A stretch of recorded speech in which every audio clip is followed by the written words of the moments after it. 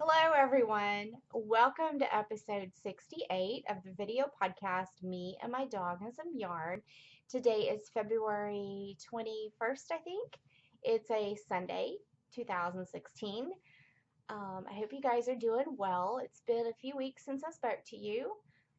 I've been doing fine. I've just been busy. I've been trying to spring clean the house, and this morning I started to attempt my closet, which I don't know if I should have done that or not.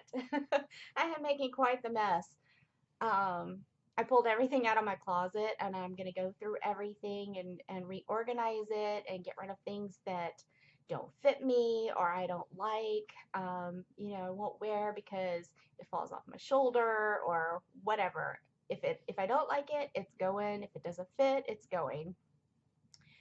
So I started that this morning, and that's why I'm looking quite the mess. But I did want to pop in and say hello because I haven't seen you guys in a while.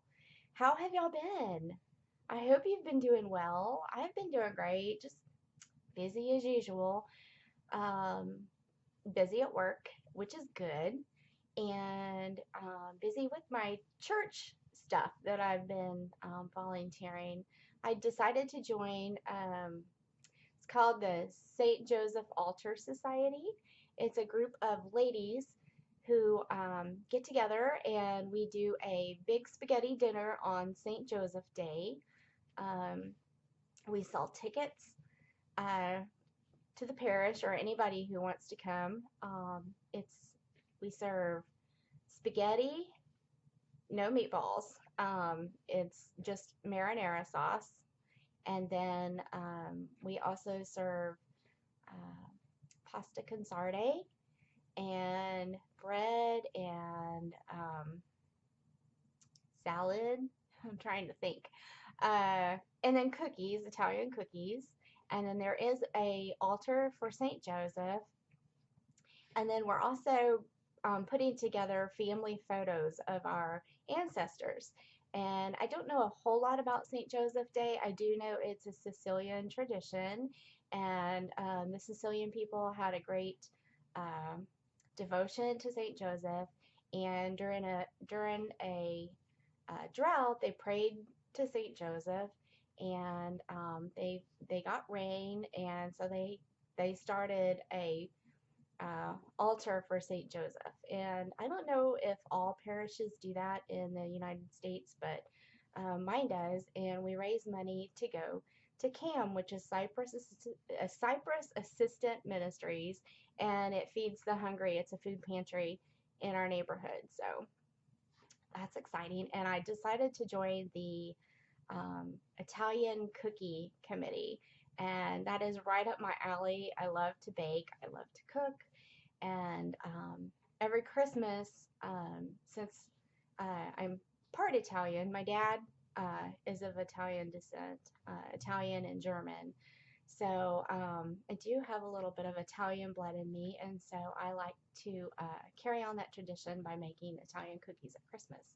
So I thought, what better way to help out with this society than to help make Italian cookies? So 2 weeks ago, we did cucirados, which are the Italian fig cookies. And last Wednesday, we did the ring cookies. And we have seed cookies yet to do, and Italian ricotta cookies. And we'll package those up to give with the meal. And we'll have some packaged up for people to purchase. And so we're doing a bake sale as well.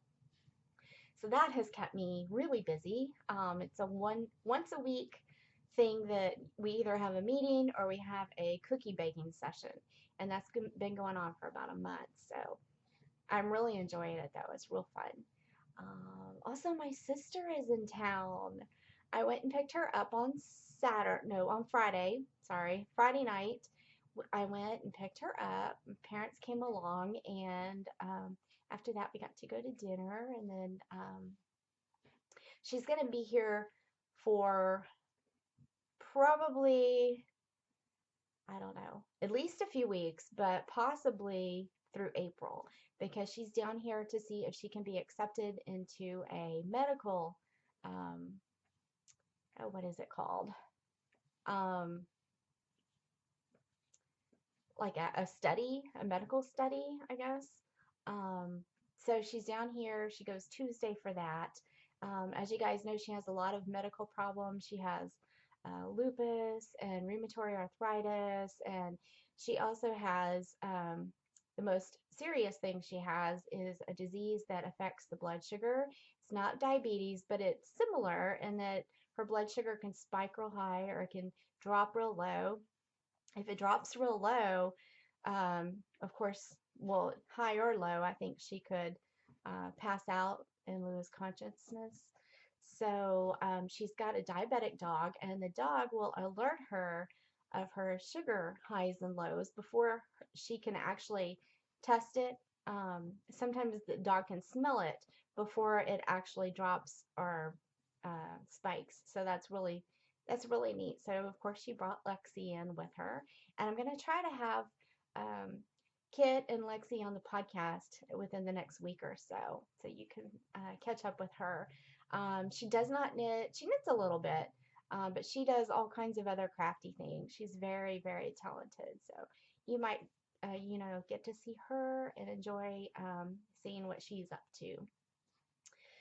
So let's get on with the podcast. We have some new members. We have three to our Ravelry group, and the first one is Dawn, and Dawn is um, um, Knitting Wolf, and she and her husband have a podcast. It's called Wolf Farms Knits, or Wolf Farm Podcast, and I'm sure you guys have seen her in her podcast. If you are not familiar with it, go check it out. It's a great podcast. Um, Dawn and her family live in California, and they live on a farm. So Dawn has chickens, and she's a real animal lover, which I absolutely love. And um, they farm and grow vegetables, and they're getting their garden ready. And I think it's funny because they have a son who is learning to drive, and they've been talking about that quite a bit on the podcast, and I can so relate to that because that is extremely scary when your children start driving. If your kids are small, believe me, when it gets there for you, it's scary. But anyways, welcome to the podcast, Dawn. I'm glad to have you. Then we have Kim, who is Pettis Kim Knits, and that's her name on Ravelry, and she is from Louisiana. And she has a podcast as well. Her podcast is the Crafty Nomad podcast, and she can be found on YouTube. And if you have not seen her, you need to go check her out. She's relatively new to podcasting, but she is fantastic. You won't be sorry that you go and check her out. Once again, that's the Crafty Nomad podcast. And welcome to the podcast, Kim. Then we have one more member, and I'm not sure if she's a podcaster or not. Her name is Karen, and her Ravelry name is KL Rochette, and she is from Vermont. So welcome to the show, Karen. And if you do have a podcast, let me know, and I'll give your podcast a shout out. So thanks for joining us. The next thing I want to talk to you about is our Cow. It's called Knit Your Bits Cow, and it's going on now through March 20th. You can knit, crochet, or weave a scarf, and all the scarves will be donated to veterans. And I'm going to take them with me to DFW Fiber Fest, which is in April. So what you do is you knit a scarf, you post a picture in the thread in the Ravelry group, and then I will send you my address once your scarf is complete, and you can mail it to me. The scarves need to arrive to me by March 31st because I need to take them with me to the Fiber Fest to donate them on your behalf. So if you have some spare yarn and some spare time to knit up a scarf within the next month, please join me. There will be prizes. I know you don't really need to receive a prize for donating your time, but I want to offer a prize for at least at least 2 winners, maybe 3, depending on how many people join us. So come check that out. The only thing that the organization that's collecting these, their only requirement is that you don't knit any wild colors and you don't knit anything out of novelty yarn and fun fur, because these are for veterans and the majority of them are probably men. So we probably need to knit something neutral. I would say brown, beige, black, gray, um, navy, something like that. Okay, so come and join us because I'm going to take them to the Fiber Festival, which is my next thing I want to tell you about. The DFW Fiber Festival is April 1st through the 3rd, and if you are anywhere near Dallas Fort Worth, please make it a point to come one of the 3 days because there are some awesome vendors. There's classes. I have not signed up for a class. I'm just going for this Saturday, and I'm just going to shop around and visit with other knitters, and probably will take my mom with me. If not, I don't know, I might go by myself. Um, I don't know. My sister will still be in town, and I would take her. I know she would love to go, but I'm not sure if she would be up for a ride.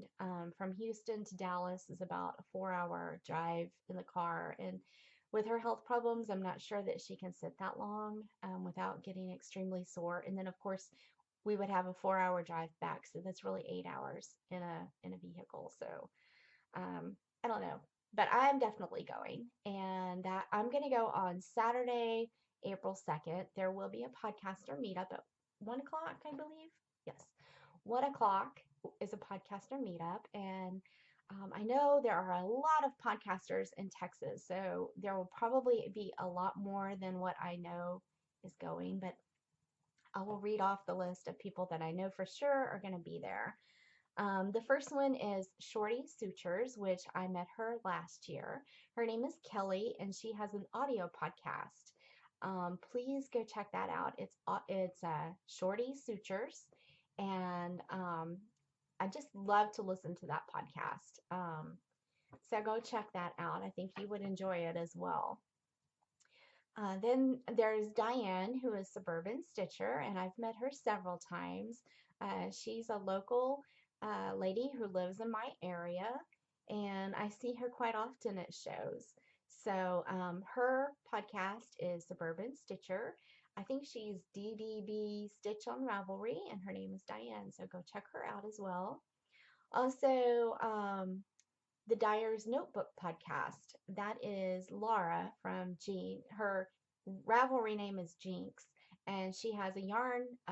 She's an indie dyer, and her yarn company is Jinx Yarn. You've probably heard of her.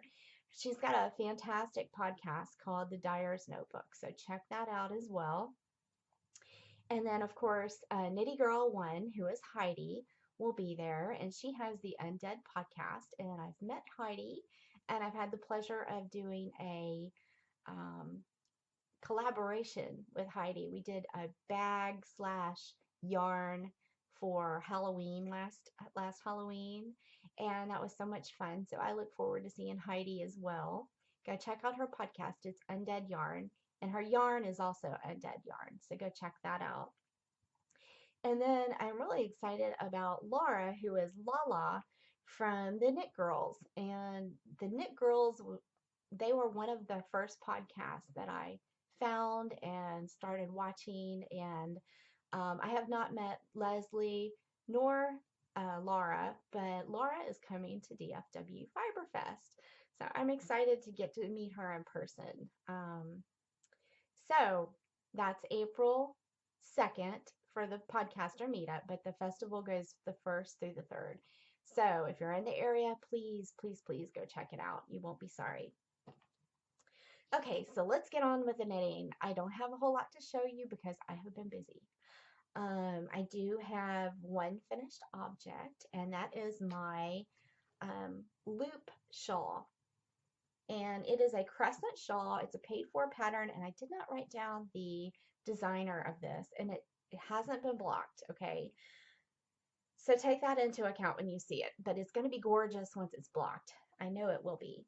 The yarn is Orange Flower, the base is Mira, and the colorway is Lake. And that is the blue that you see. Then the colored pops, rainbow colored pops, that is Miss Babs, Yummy Two-Ply Toes in the Perfectly Reckless colorway. And I only had enough yarn for the small size.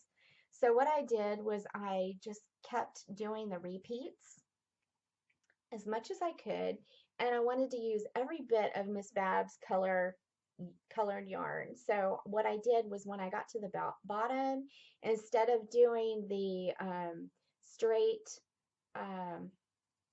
what's it called, garter stitch, I did a garter stitch ruffle out of the blue to finish it off.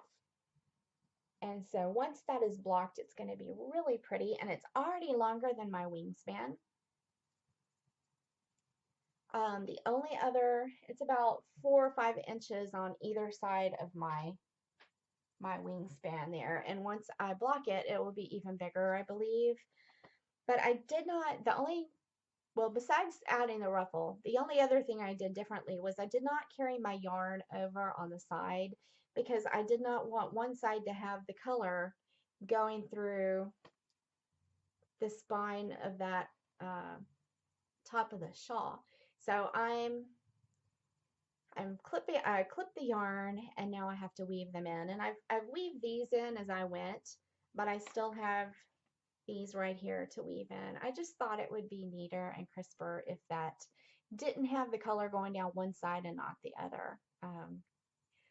Yeah, I'm kind of like that. I like everything to be matchy-matchy, and things like that bother me. So I did make that particular change in the shawl.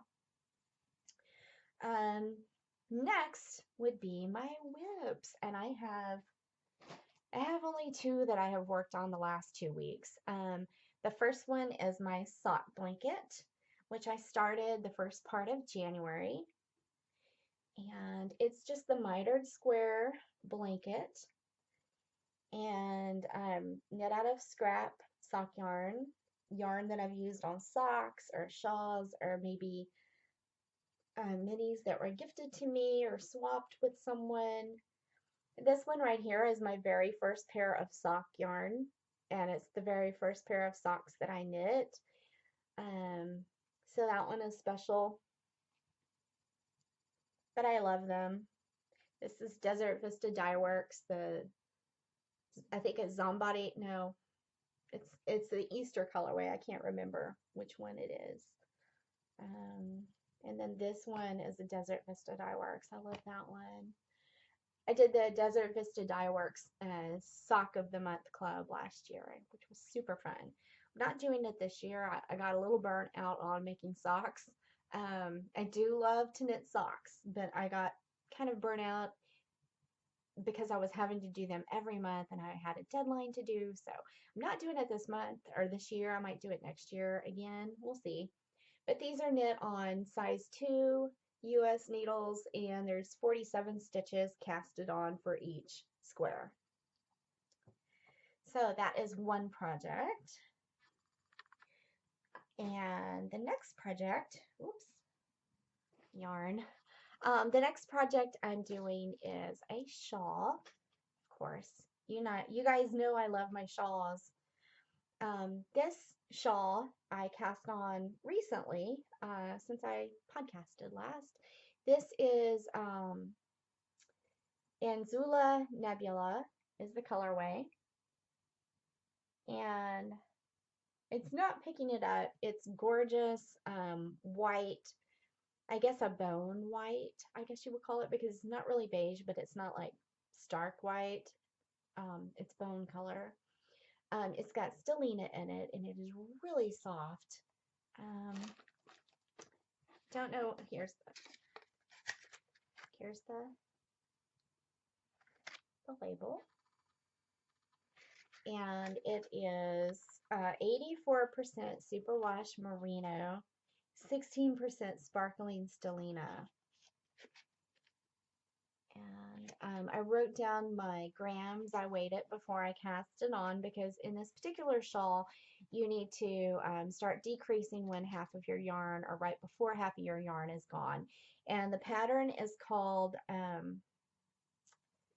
Atalanta Sideways Shawl, and the designer is Asa Tricosa, and this is just gorgeous. This is the top of the shawl, and it's got the lace with the little bobble um, peacoat, peacoat edging on the top. And then, of course, the bottom is lacy. And I really wanted something to show off this shawl. Show off this yarn.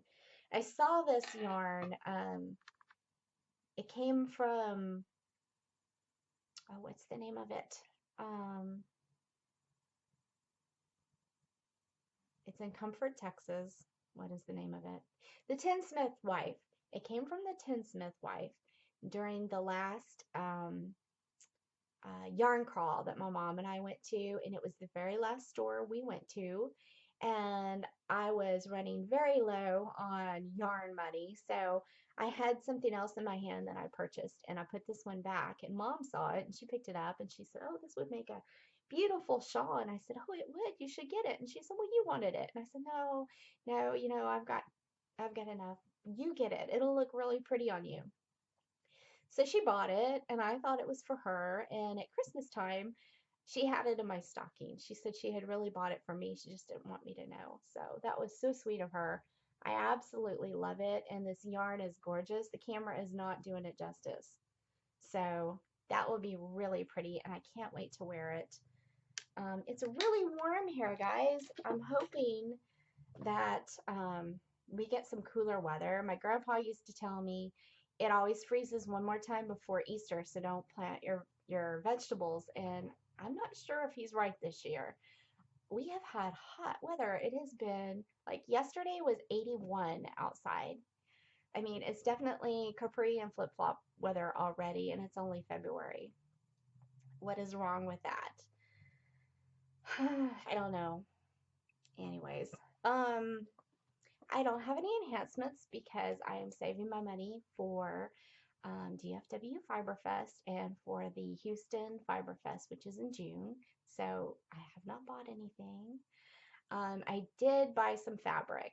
I broke down and bought fabric for the store, and I've taken my sewing machine in, so I don't have anything well, I have a few things in my Etsy store, which is me, my dog, and some yarn um, on Etsy. Um, but I don't have a whole lot, but I've got some fabulous fabrics that I'm about to cut out, and within the next week or two, when I get my machine back, it just went in for a cleaning. When I get that back, I'm going to start sewing and fill up the store for you guys. So, at the end of the podcast, if I can remember, I will show you some of the fabrics, but I don't want to bore those people who aren't interested. So, I have one more thing to show you, which is my vintage book. If you're familiar with my podcast, I don't always, but I try to show you a book from my collection of vintage antique knitting books. Most of them are like spinnerin, they're little booklet type um, pattern books, but this one is actually a hardcover book. This one is fabulous. I had heard about this book, and I wanted it really bad, and I kept searching on um, Amazon and eBay, and they were always so expensive. And I thought, I don't know if I want to spend that much on a book. I don't know what it's like inside.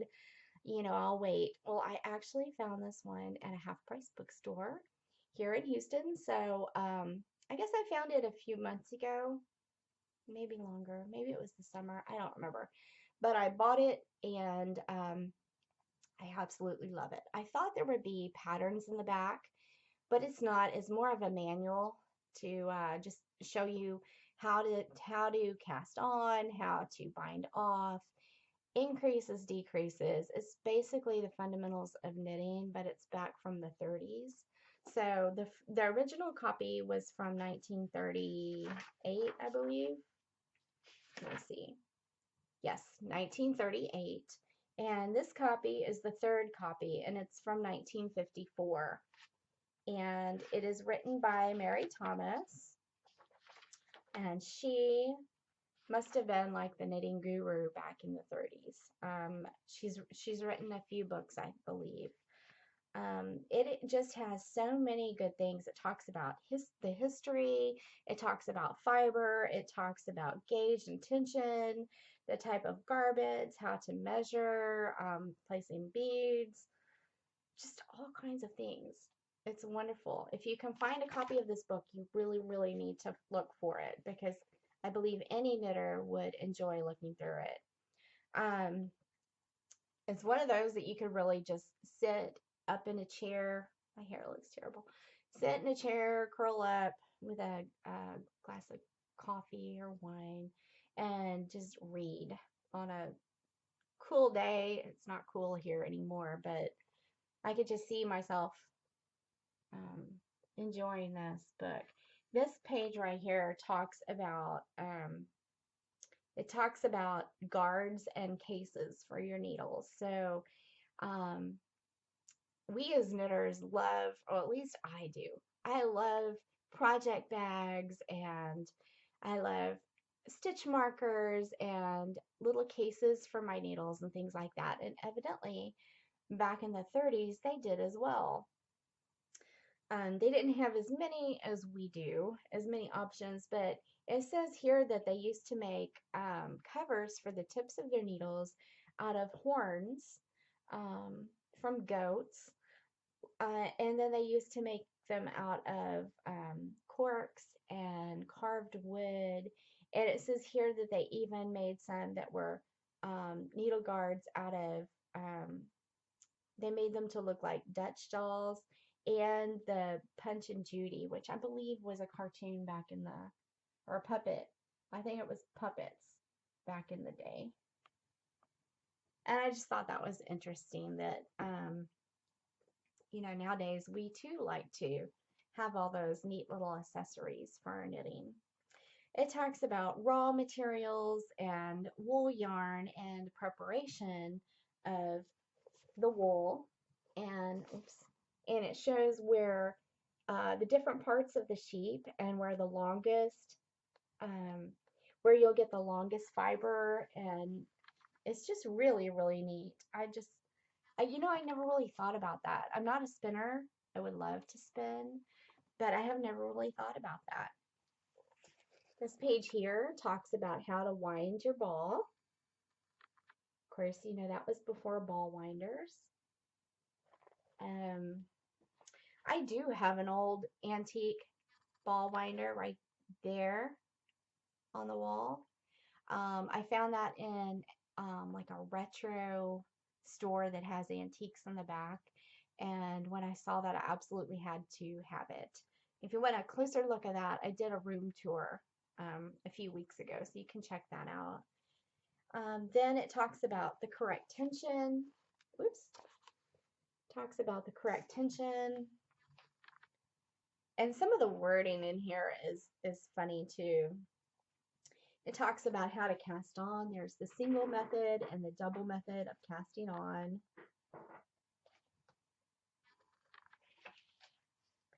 My grandmother taught me to cast on, and for the longest time I thought that was the only way to cast on. And I believe one of these is actually how she used to cast on, which I found interesting. I haven't really seen that way in books that I've noticed. So maybe one day I'll do a little video of how my mama taught me how to cast on. It talks about the invisible cast on and the peacoat cast on. And what else? It talks about looms and frames. And I thought that was kind of neat.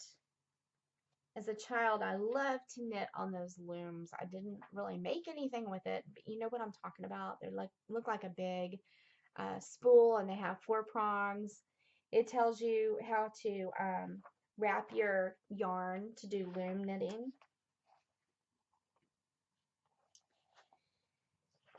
And then, of course, it has a beaded section, and I love that because I love to embellish shawls with beads. I did design a market bag with beads not too long ago, and I absolutely I love beads. I'm crazy for beads.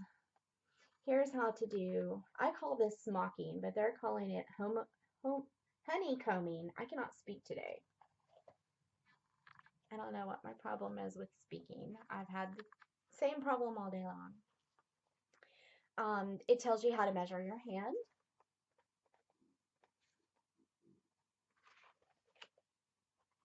And talks about color work,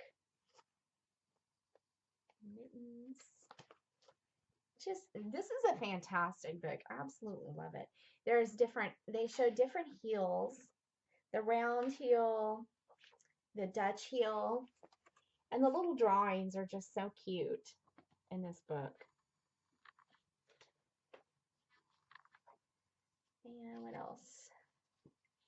And then how to darn. You guys, I need to learn how to darn. My socks wear really well. It's not me, it's my husband. With his socks that I purchase, I just throw them away. There's no way I'm going to darn those.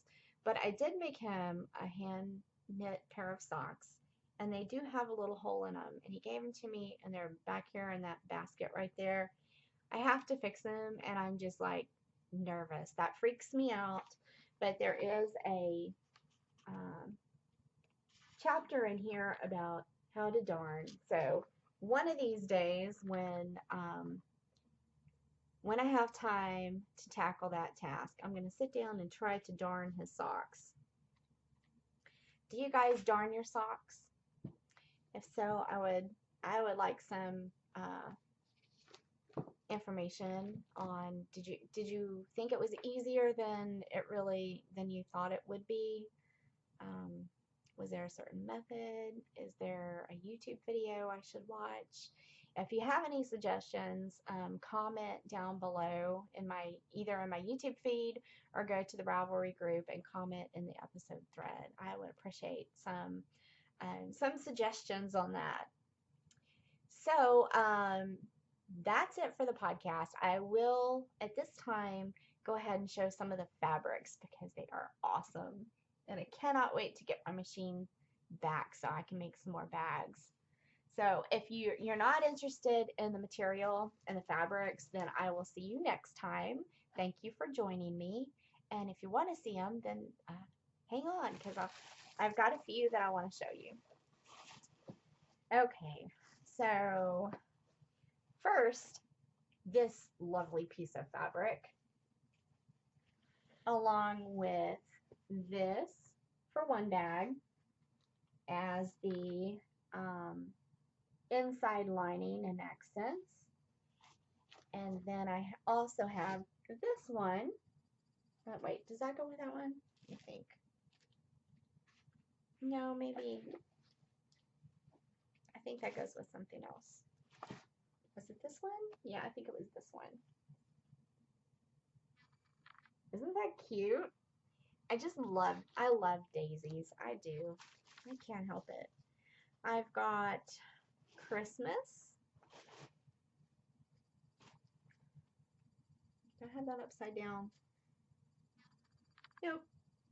See the little skaters?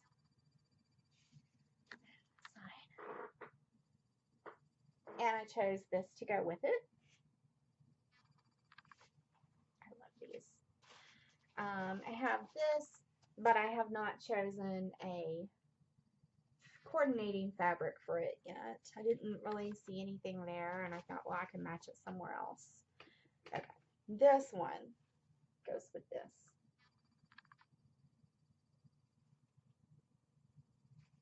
And you know what?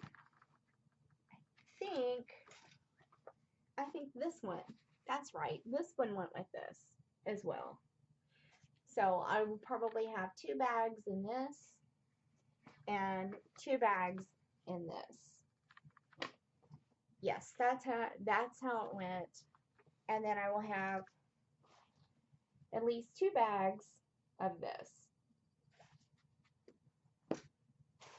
And then, let's see, did that go with that? I think these two went together. That is a gray. It's not really showing up. But look at those little bicycles. The little kitty sitting on the bike. It's just adorable. I absolutely love that. There will be at least 2 bags out of this as well. And that's it for my fabric. I've got enough to keep me busy, don't you think? I have more fabric too that I bought recently in another bag. I won't show you that now because it's in the closet, but anyways. I hope you guys have a wonderful week, and I will see you next time. Thank you for watching, y'all. See you later. Bye.